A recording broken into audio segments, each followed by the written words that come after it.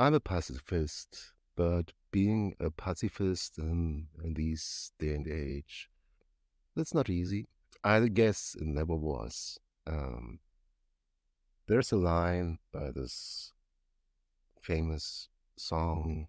Um, you may say I'm a dreamer, but I'm not the only one. This is stuck with me, and it's kind of a guideline for me in these days. Welcome to Enjoy Life, Enjoy Yourself. It's Saturday, the 14th of October. It's my birthday today. I'm turning 50 today. I'm Ingo Hampe, and today I would like to talk about peace. Everybody would agree that living in peace is a good thing and that we thrive when we are in peace. But also, at the same time, I think there was never peace on earth ever. Even now, I don't know how many conflicts are there in the world that is fought with violence. So being a pacifist is kind of being very naive. But most people use the term naive in this context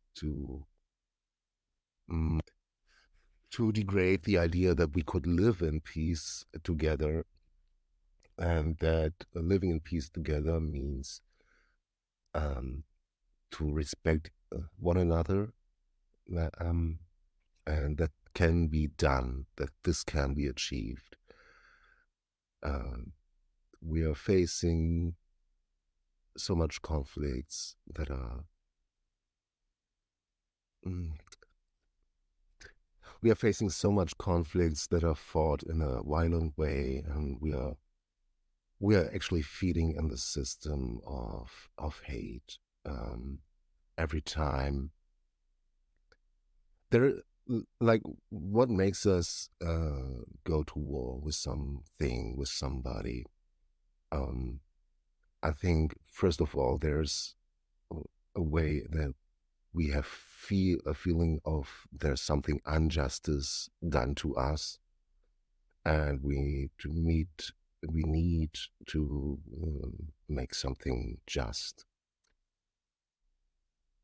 And also, there's a lot of times the need for power, um, that somebody wants to gain power, or that somebody wants to keep their power, and the easiest way to do this, in their opinion, is to create a war. So one thing that is in my mind all the time at the moment is, how do we create peace? We don't fight for peace. We don't fight for justice. Um, we're living in a very competitive world where we have to beat our competitors. All these language is, well, in the best way, it comes of the context of sport, but even the sport language comes from this. Sport is a good thing, and so we can compete in a peaceful manner, but it's the same narrative like war. So as you can tell, I'm struggling with this. I'm struggling with the idea of peace and how to bring peace to the world.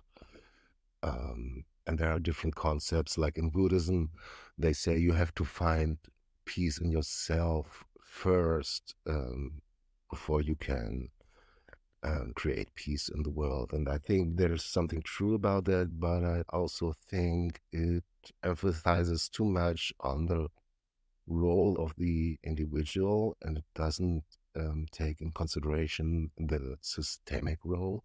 Like, we're living in a system that is kind of built to create tension and to create conflicts and to create, that promotes some kind of violence to solve this conflicts and tensions. And then there are the concepts of positive and negative peace. Like negative peace is simply the absence of violence and war, which is, I think, the foundation of what would be the next step. Was so to address the root cause, what causes actually this war, and there is definitely injustice is one of these causes, as I can imagine. So the real question is, how can we make systemic change? And I can write peace now all over my body. I can go to a demonstration and say no more war. And that is one step. I think that is the very first step in order to create this change. Then I can raise awareness and I can connect with people that think like me if I do so. But on the other hand, I feel very powerless and I feel very, very unhappy with that. The situation now makes me very, very sad. And I don't like to feel powerless. I think that's one of my mindset is that I am in control of, that I'm in charge of creating the environment that I want to live in. And in this environment, I don't want there to be a place for war. So it takes some leadership, and that's the point. Like it has been done, it can be done because it has been done before. There's examples like Nelson Mandela, Mahatma Gandhi, Martin Luther King Jr., the people in the GDR. So there is a way of a peaceful protest, and there is a way for a peaceful revolution. We can create this peace in our environment, and one step would be to create this peace in our heart. But we have to go a step further. We have to promote peace. We have to promote that um, peace is not easy, but it's the only option. Because, in my opinion, most people tend to believe that they don't want war, but for them, it's easier to fight back. It's the easy way out, and that's not how we achieve peace in the long run.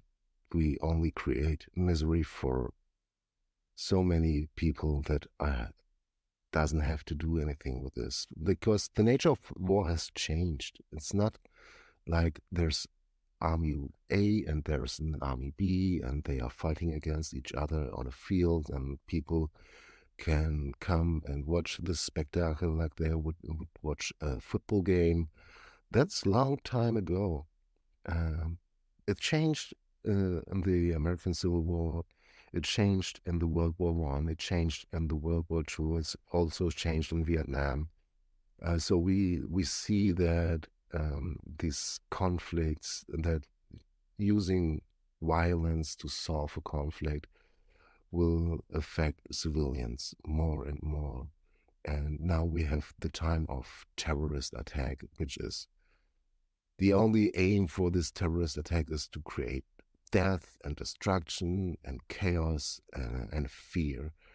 And we buy into this fear, and we respond in a way that is rooted in some ideas that are more than a few hundred years old. And that is not going to work. Well, that's it for now. Thank you for listening. I just needed to get this out of my system. Um, I hope I have some more positive messages and energy in the next time. Until then, bye bye and have a nice day.